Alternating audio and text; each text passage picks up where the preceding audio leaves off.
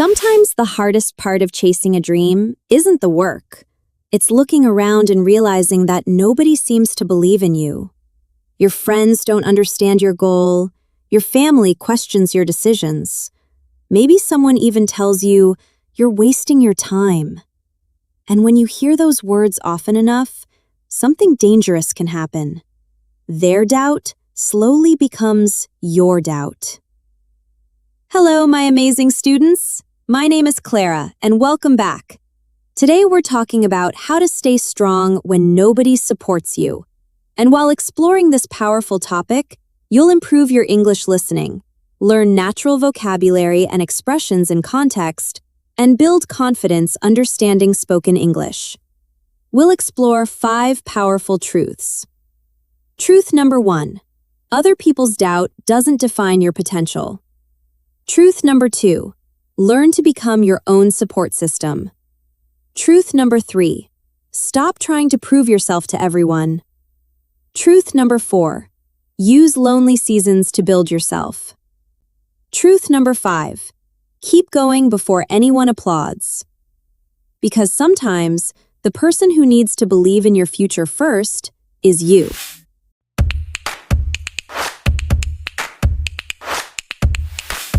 Before we continue, I have something that might really help you. If you're enjoying these lessons but sometimes feel like you need more practice, more structure, or someone to guide you personally, I've created the complete English fluency system just for that. Inside, you'll find everything organized in one place: premium lessons, English books, worksheets, speaking practice, grammar, vocabulary, pronunciation, and much more. No more jumping from one random video to another. And the best part? You're not learning alone. Whenever you have a question or need help, you can contact me directly. I'll be there to support you throughout your English journey. Whether you're a beginner, intermediate, or advanced learner, this program will help you build real confidence and make consistent progress. If that sounds like what you've been looking for, you'll find the link in the description. Now, let's get back to today's lesson. Truth number 1. Other people's doubt doesn't define your potential. Imagine telling someone about a dream you're genuinely excited about. Maybe you want to start a business, move to another country, become an artist, learn English fluently, or completely change your career. You expect encouragement. Instead, they look at you and say, "Are you sure you can do that?" Another person says, "That's probably too difficult." Someone else laughs and tells you to be realistic. Suddenly, the dream that felt exciting 5 minutes ago feels smaller. This happens because we're deeply influenced by the opinions of people around us. When someone close to us doubts our ability, their words can feel more powerful than criticism from a stranger. But here's something worth remembering.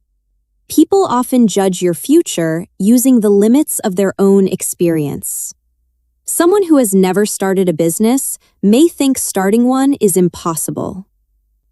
Someone who has never learned another language may believe becoming fluent is unrealistic. Someone who has always chosen the safest path may struggle to understand why you would take a risk. Their reaction tells you something about their perspective. It doesn't automatically tell you what's possible for you. Here's a natural English expression: write someone off. To write someone off means to decide that a person probably won't succeed or isn't worth taking seriously. For example, everyone wrote him off after his first business failed, but he eventually built a successful company. Sometimes people will write you off before you've even had the opportunity to prove what you can do. The mistake is allowing their judgment to become your identity. Imagine an English learner who speaks slowly and makes several mistakes. Someone laughs at their pronunciation. The learner goes home thinking, "Maybe I'm just bad at languages." But what does that one uncomfortable conversation actually prove? Almost nothing. It proves that they're still learning. That's all. Nobody begins a language already fluent. The learner who speaks confidently today probably once struggled to introduce themselves. Progress often looks unimpressive in the beginning. That's why you need to separate feedback from prediction. Useful feedback says, "Your pronunciation of this word needs some work." A prediction says, "You'll never speak English well." The first can help you improve. The second is simply someone's opinion about a future they cannot see. Here's another useful expression. Take something with a grain of salt. It means not believing something completely because it may not be entirely accurate. For example, "He told me my idea would never work, but I took his opinion with a grain of salt." This doesn't mean ignoring everyone who disagrees with you. That's not confidence. That's stubbornness. Sometimes criticism contains valuable information. If several experienced people identify the same weakness in your plan, listen carefully. Adjust, learn, improve. But there's a huge difference between changing your strategy and abandoning your potential.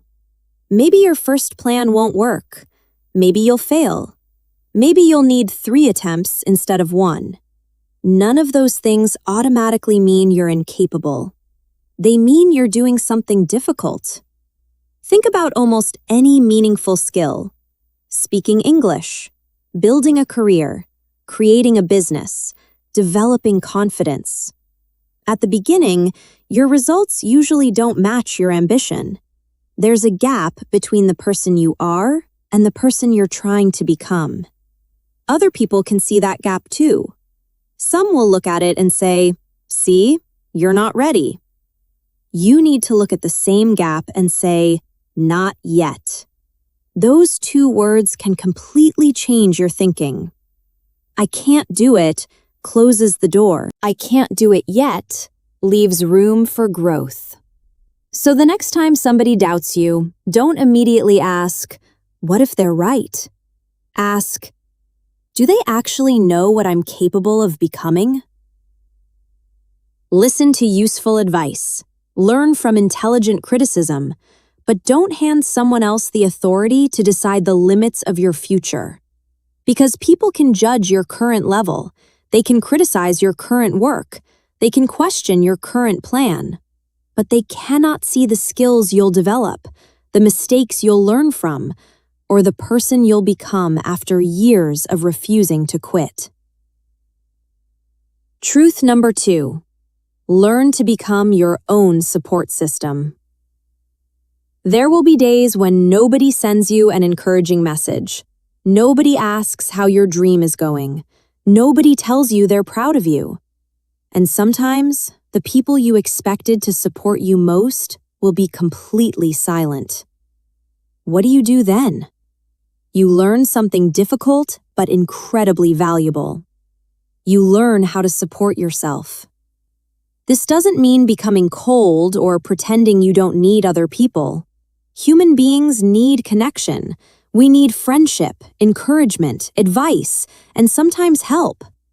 But there's a difference between appreciating support and depending on it to keep going.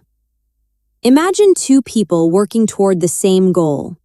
The first person works hard when people encourage them. Someone says, "You're doing great." They feel motivated. Someone compliments their progress. They work even harder. But then the attention disappears. Nobody comments. Nobody notices. Nobody celebrates them.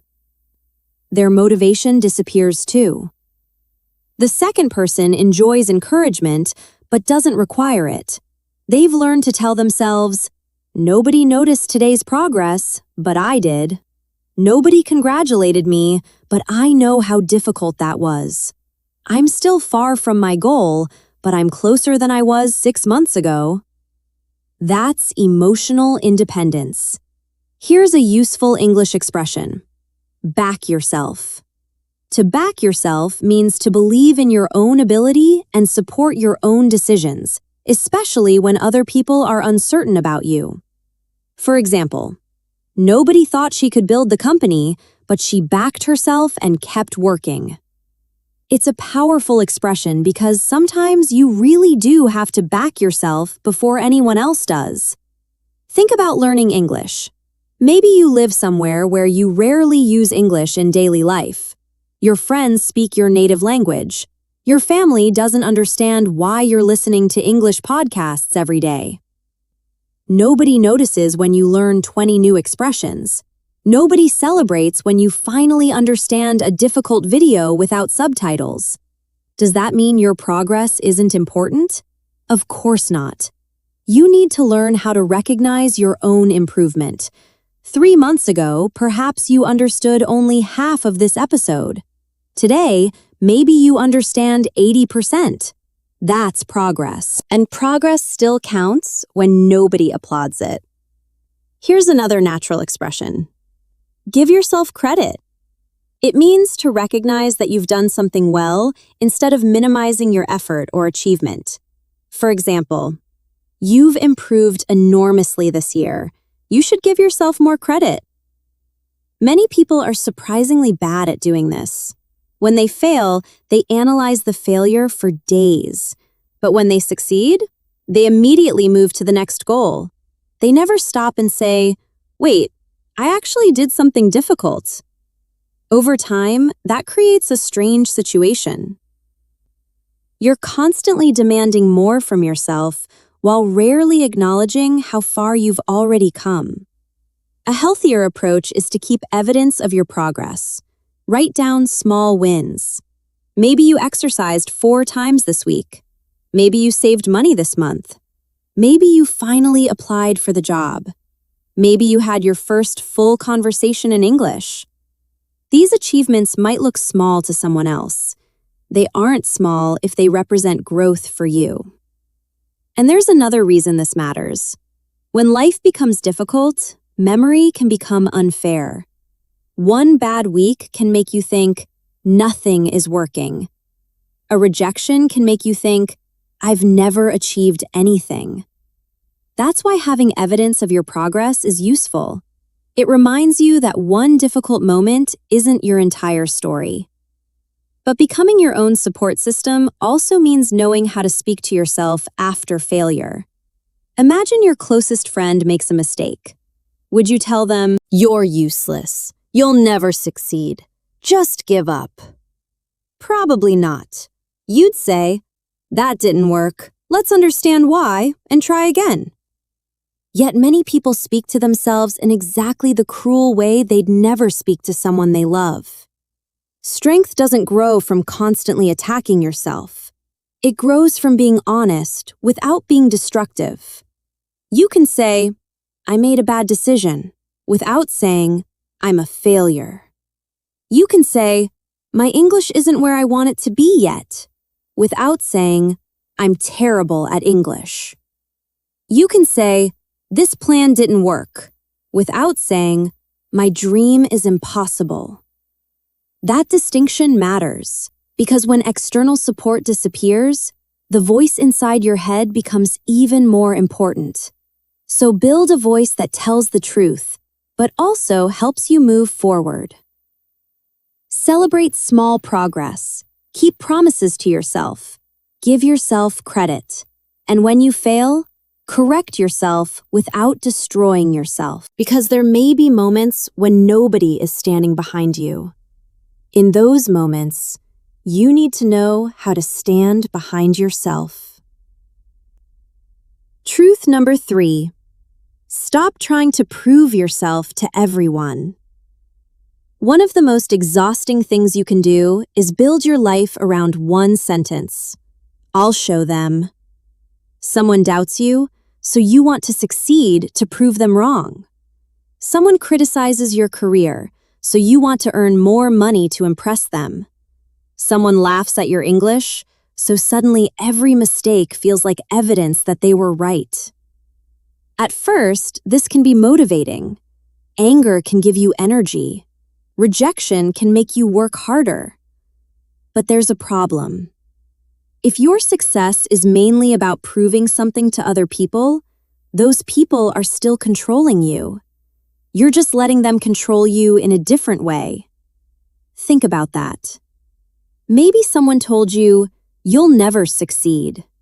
5 years later, you're still thinking about that sentence every morning. You're working 12-hour days, partly because you want that person to regret doubting you.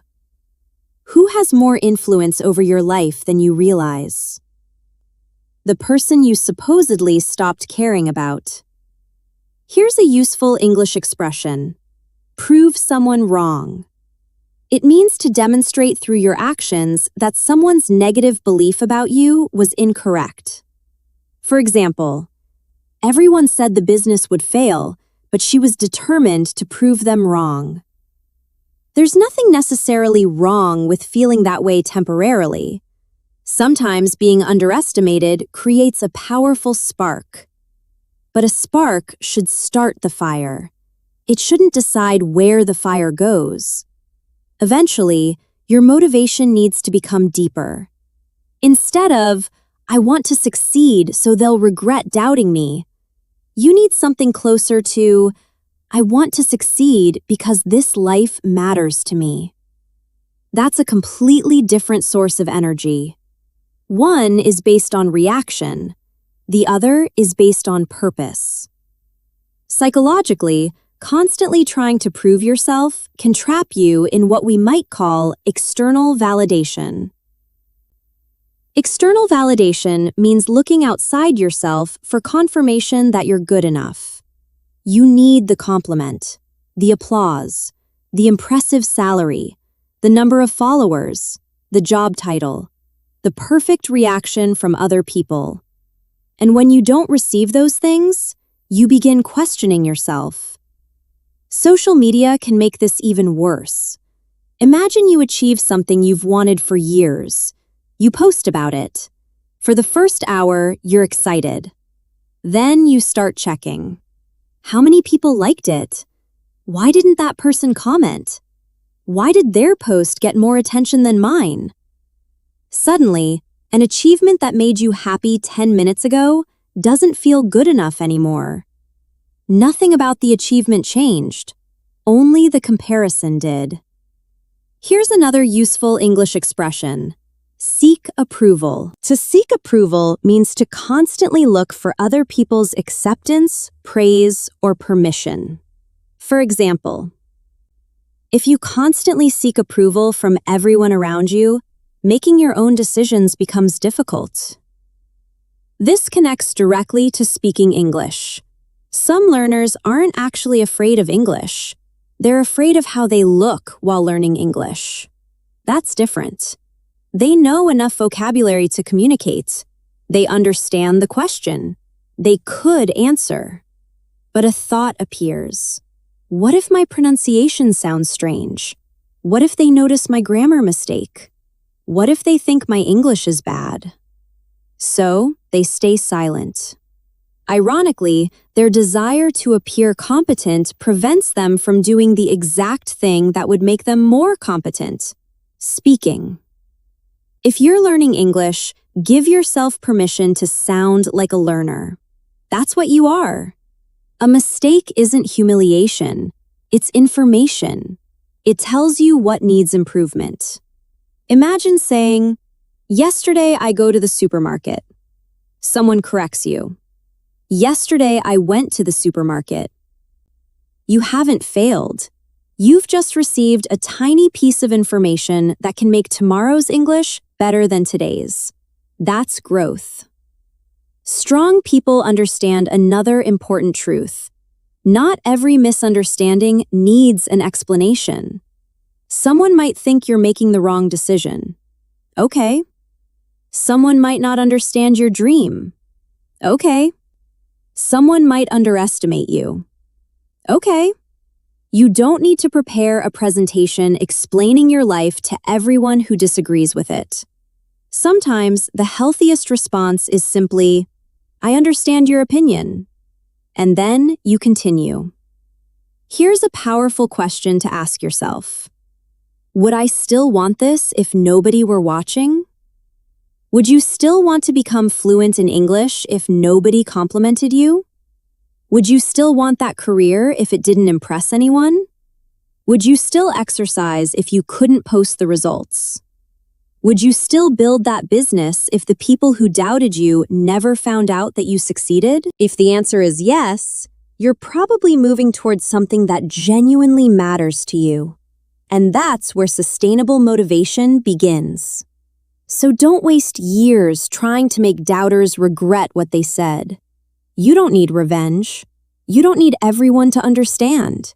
You don't need a dramatic moment where the people who rejected you suddenly apologize. Sometimes that moment never comes. Build your life anyway. Improve anyway. Learn anyway. Keep going anyway. And if one day your results prove somebody wrong, fine. But let that be a side effect, not your life's purpose.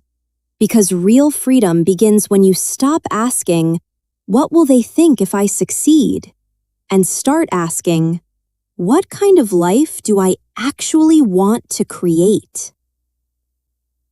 Truth number 4. Use lonely seasons to build yourself.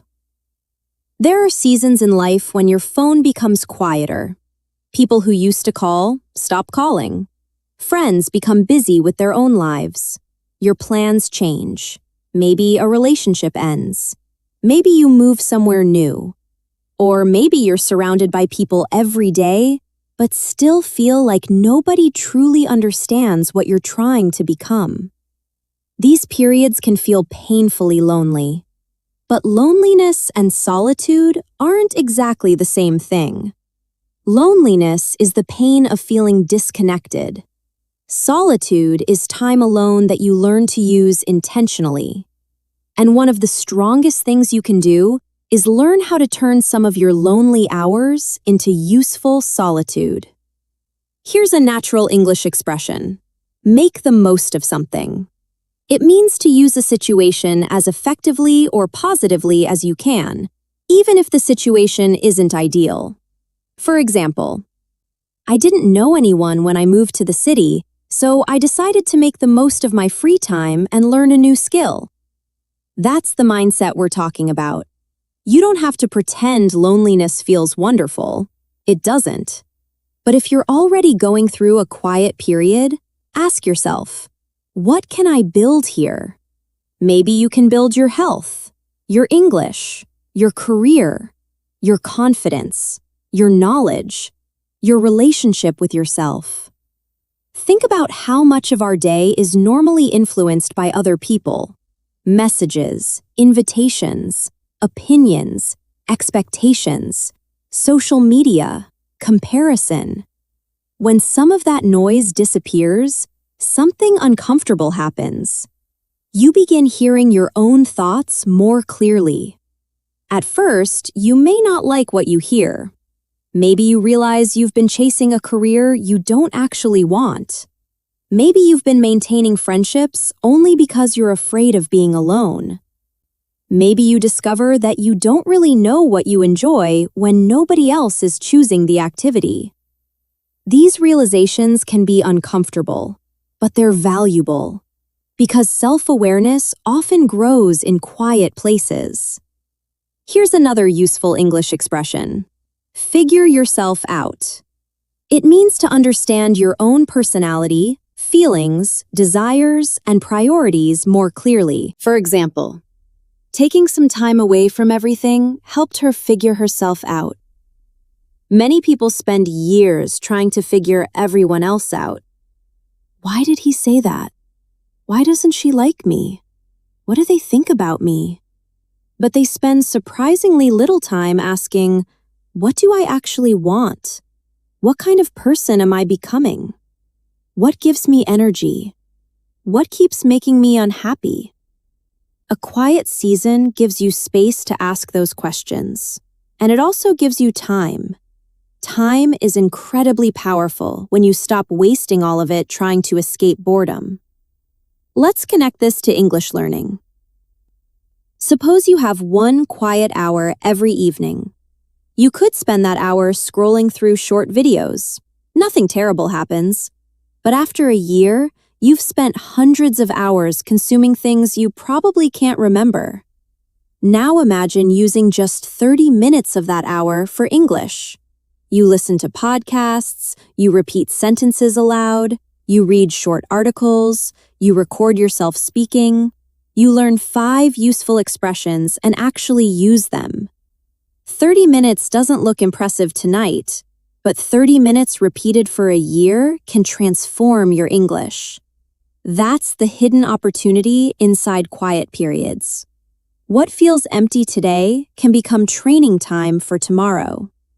There's another important expression: work on yourself. It means to intentionally improve your habits, abilities, emotional health, knowledge, or character. For example, after the relationship ended, he spent several months working on himself instead of immediately looking for another relationship. But be careful. Working on yourself doesn't mean turning your entire life into a productivity project. You don't need to wake up at 5, read 50 books, exercise twice a day, learn 3 languages, and build a company just because you're alone. Sometimes working on yourself means resting. Sometimes it means learning to cook. Sometimes it means going for a walk without needing someone beside you. Sometimes it means sitting in a cafe alone and realizing, actually, I'm okay. That's a form of strength too. And please remember this: learning to use solitude doesn't mean isolating yourself. If you're lonely, you should still build healthy connections. Call someone, join a community, take a class, meet people who share your interests. Ask for support when you genuinely need it. Strength isn't refusing connection. Strength is being able to connect with people because you value them, not because you're terrified of being alone. So if you're currently in a quiet season, don't assume nothing is happening. Roots grow underground before anyone sees the tree. Maybe your life looks quiet from the outside. Maybe nobody is applauding. Maybe nobody even knows how hard you're working. That's okay. Read, learn, train, reflect, rest. Improve your English. Develop a skill. Understand yourself better. Use the silence. Because one day, your life may become busy again. New relationships, new responsibilities, new opportunities. And when that happens, you may look back at this lonely season and realize it wasn't empty at all. It was the season when you quietly built the person you needed to become. Truth number 5, keep going before anyone applauds.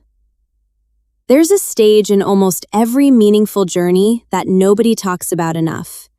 It's the stage where you're working, but there are no results yet. You're improving, but nobody notices.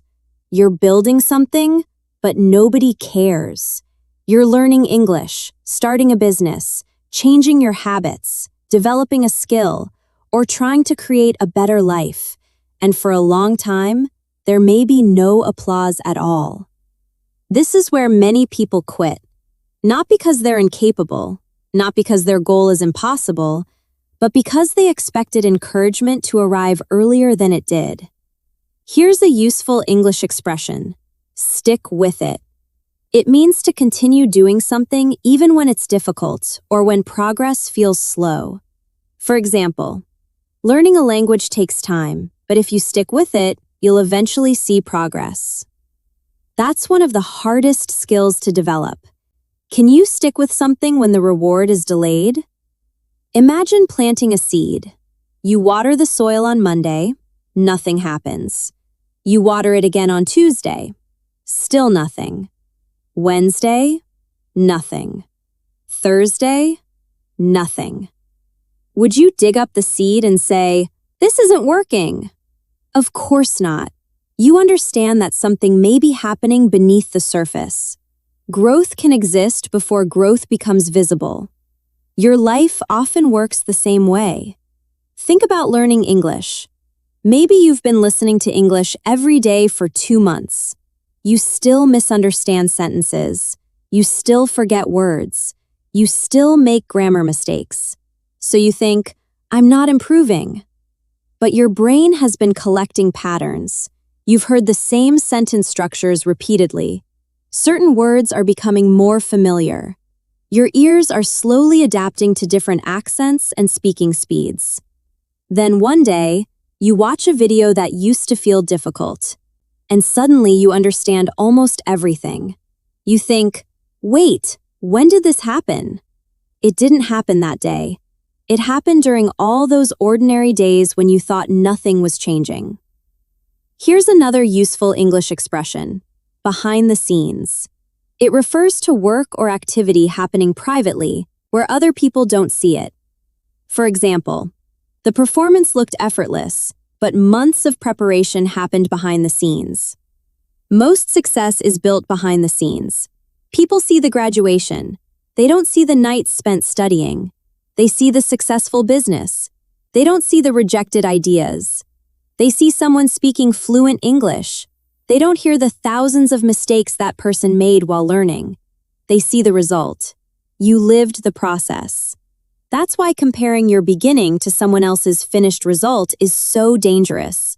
You're comparing your behind-the-scenes work to their public moment. Of course it feels unfair. There's a psychological idea that's useful here. Delayed gratification. It means being willing to accept a smaller reward now, or sometimes no reward at all, because you're working towards something more valuable later. Saving money requires it. Studying requires it. Exercise requires it. Building relationships requires it. Learning English definitely requires it. And the ability to tolerate that delay can become a major advantage. Because many people aren't defeated by difficulty, they're defeated by impatience. They want evidence immediately. I exercised for 2 weeks. Why don't I look completely different? I uploaded 5 videos. Why isn't my channel successful? I've studied English for 3 months. Why am I not fluent? Real progress rarely follows the schedule your emotions want. Sometimes you need to continue before you have proof that continuing is worth it. But there's an important balance here. Persistence doesn't mean blindly repeating something that clearly isn't working. Strong people don't just keep going. They also pay attention. If you've tried the same strategy repeatedly with no improvement, change the strategy. Ask for feedback. Study your mistakes. Learn from people with more experience. You can remain committed to the goal while changing the method. That's a very useful distinction. Don't confuse quitting a bad strategy with quitting your dream. Maybe your first business idea fails. Learn. Maybe your first study method doesn't improve your English. Change it. Maybe your first job application is rejected. Improve your resume and apply again. Persistence without reflection can become stubbornness. Persistence with reflection becomes growth. Here's one final English expression. Come a long way. It means to make a lot of progress from where you started. For example, when I first moved here, I could barely speak English. I've come a long way since then. I love this expression because we often forget to look backward.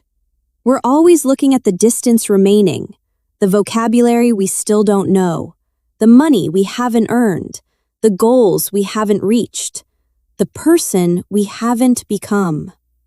Sometimes, turn around. Look at where you started. Maybe you're not where you want to be, but you're also not where you used to be. Give yourself credit for that. And if nobody supports you right now, remember the 5 truths we've explored. Other people's doubt doesn't define your potential. Learn to become your own support system. Stop building your life around proving yourself to everyone. Use quiet seasons to understand and develop yourself. And finally, keep going before anyone applauds. Because sometimes support arrives after the results. People who once questioned you may suddenly call you talented. People who ignored your work may suddenly become interested. But by then, you'll understand something they don't.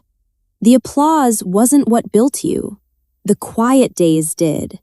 The days when nobody noticed. The days when you doubted yourself but practiced anyway.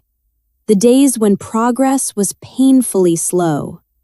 The days when quitting would have been easier. Those days built your strength. So don't wait for everyone to believe in you. Listen to useful advice.